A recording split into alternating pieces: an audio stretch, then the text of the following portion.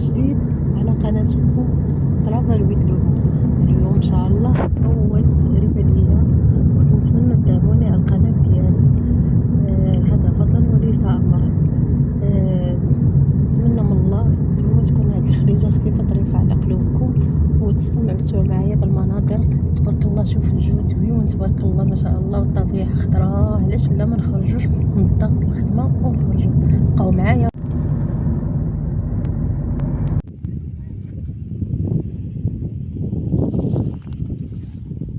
مكان روعه روعه روعه روعه، يا سلام.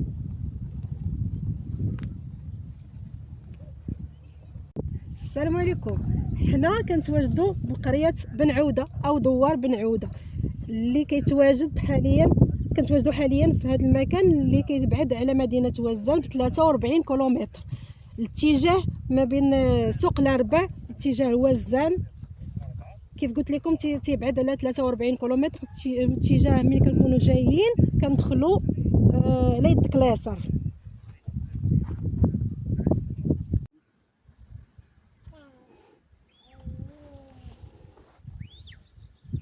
وصلنا المكان اللي غنجلسوا فيه، واخا بسيط ولكن عنده واحد الطعم زوين. تسمعوا العصافير وتسمعوا الهدوء. المهم خديت معايا كاع اللي كنحتاج، الطويبله خديت معايا الزربيه فين نجلس نرتاح، الطويبله ديالي. وبالطبع اليوم عندي لكم واحد المفاجاه. شنو كاين اليوم؟ كاين طاجين مغربي باللحم والبرقوق وجدته في الدار، خديته معايا باش نكمل الرحله ديالي بالنكهات البلادي. ما كاين لا مطاعم لا صافي غير انا والطبيعه والطاجين. رائحه زكيه والطعم اكيد غيكون بنين. هذا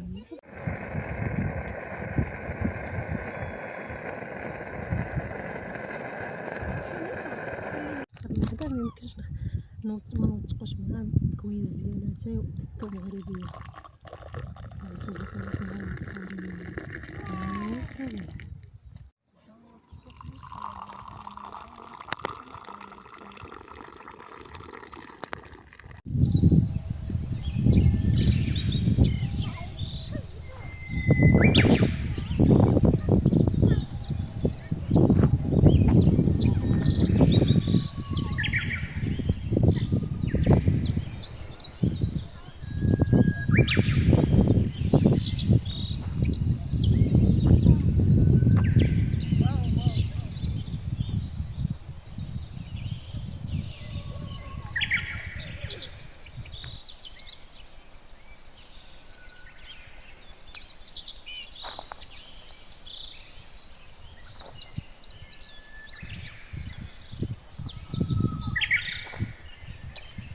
وهكا نكون ختمت الفلوق ديالي. الى اللقاء.